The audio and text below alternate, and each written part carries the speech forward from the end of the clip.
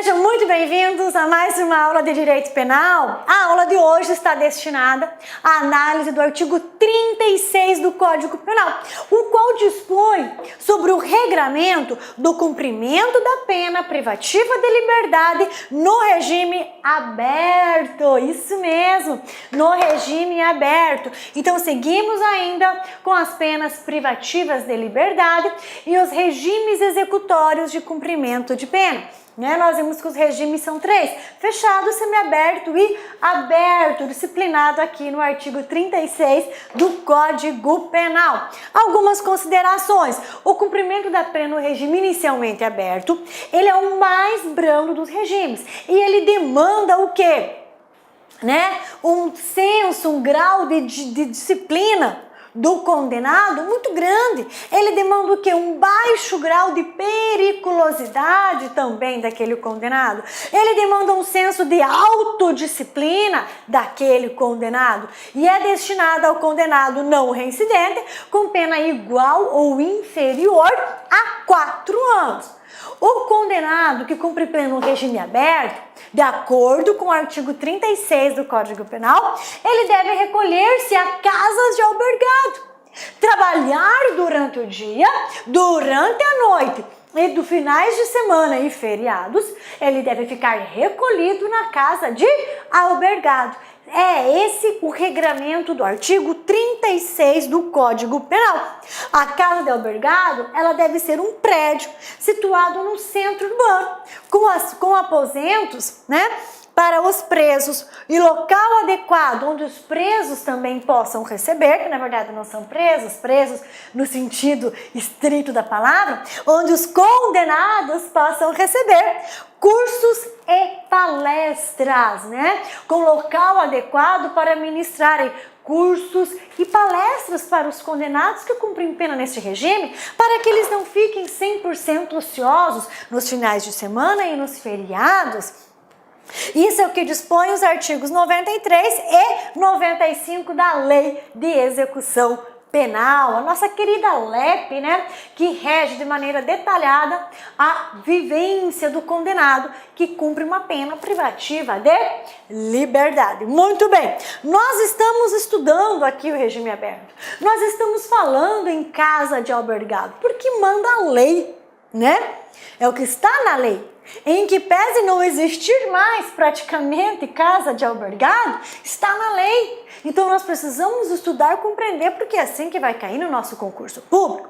As casas de albergado, conforme nós já falamos em oportunidade anterior, elas tornaram-se centros de prostituição, centros de tráfico de droga, centros de crimes. Então elas foram o quê? Extintas. Elas não estavam alcançando, elas não estavam cumprindo a sua finalidade. Os condenados saíam e chegavam a hora que eles queriam. Não recolhiam-se na casa de albergado nos finais de semana e nos feriados. Diante disso, extinguiu-se as casas de albergado, e passou-se a utilizar então as tornozeleiras eletrônicas. Passou-se a acompanhar esses condenados no regime aberto por meio do monitoramento eletrônico, certo? Outra situação também que a casa de albergado criou muito desconfortável é que no bairro onde ela estava localizada, no centro urbano, como manda a Lei de Execução Penal, naquele bairro e nos bairros ao redor, crescia sobremaneira o número de determinados crimes, como furtos, roubos e estupros, ok? Então também foi uma das causas que contribuíram para a extinção das casas de albergado. Pois bem, o que fala o artigo 36 para nós? Qual é o recado do artigo 36 para nós? Artigo 36, o regime aberto baseia-se na autodisciplina e no senso de responsabilidade do condenado. E está certo? Porque veja bem, o condenado ele tinha que ter autodisciplina e determinado senso de responsabilidade para se ater às regras da casa de albergue. Ele tinha hora para sair, hora para chegar. Finais de semana e feriado não poderia ficar ocioso na rua. Ele devia estar retido, recolhido na casa de albergado. Se esse condenado não tem essa disciplina, não tem essa responsabilidade, lógico que esse regime tornava-se inviável para ele, ok? Parágrafo 1º.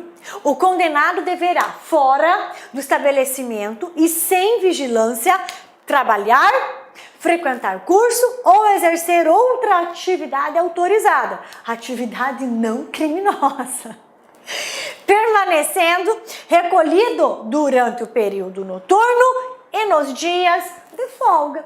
Então, durante o horário de trabalho, durante o expediente de trabalho, ele está fora da casa, trabalhando, estudando, profissionalizando, fugindo do mundo do crime, ok? Durante a noite, nos dias de folga, finais de semana e feriado, mantém-se recolhido na casa de albergado.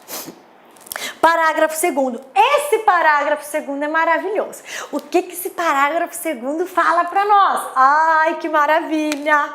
Vou pegar uma caneta preta. O parágrafo 2º, ele apresenta as situações que autorizam a regressão de regime.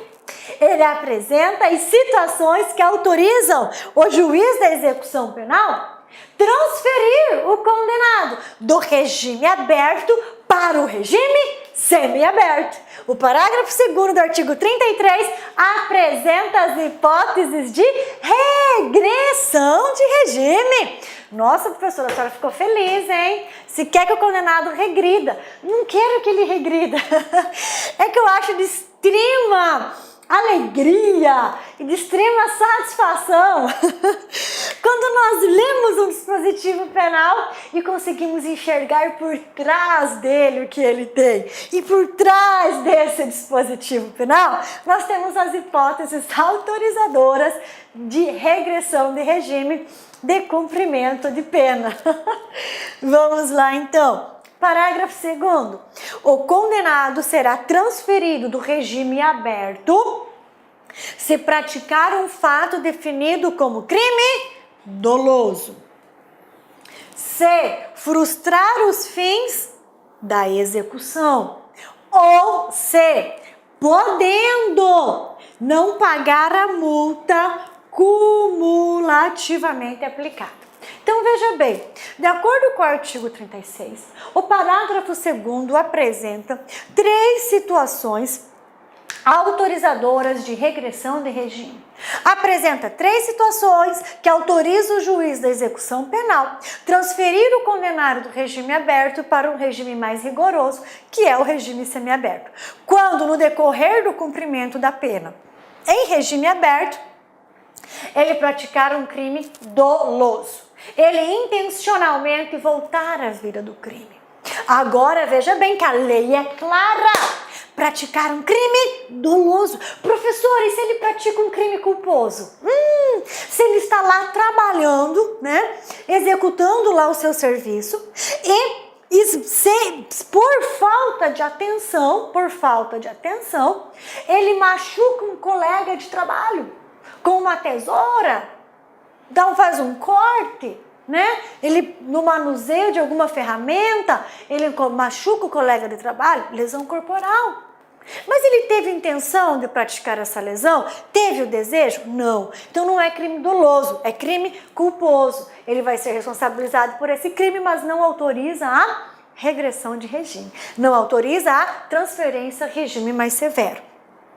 Outra possibilidade, frustrar os fins da execução. O que seria esse frustrar os fins da execução? Não se adequar às normas do regime aberto.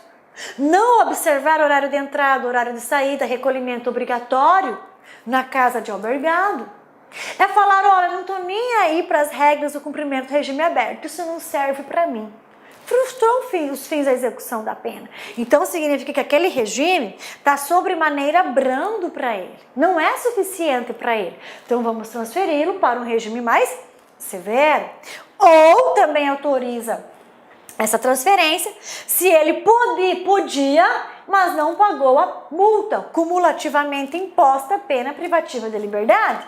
Então imagine que o agente tenha praticado um crime onde a sanção é pena privativa de liberdade mais multa.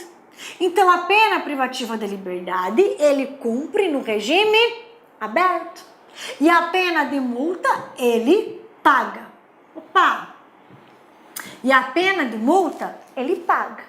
Então, ele está cumprindo a pena no regime aberto e não paga a pena de multa, mesmo tendo condições de pagar. Nesse caso, ocorre a transferência, né, para um regime mais gravoso. E aí, o aluno pergunta, mas professora, o juiz exagerou no valor da pena de multa. Ele não tem condições de pagar essa pena, beleza?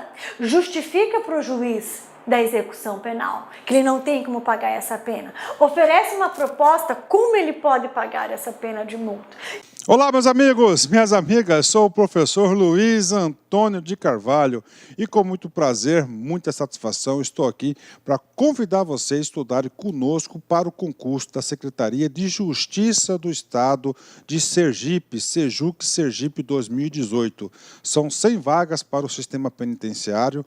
Nós aqui da La Concurso preparamos um curso super atualizado, um curso super competitivo por apenas 10 parcelas de R$30. Este curso, nós estamos tratando ele com prioridade aqui na La Concurso, um curso muito competitivo, um curso que eu tenho certeza que vai fazer a diferença.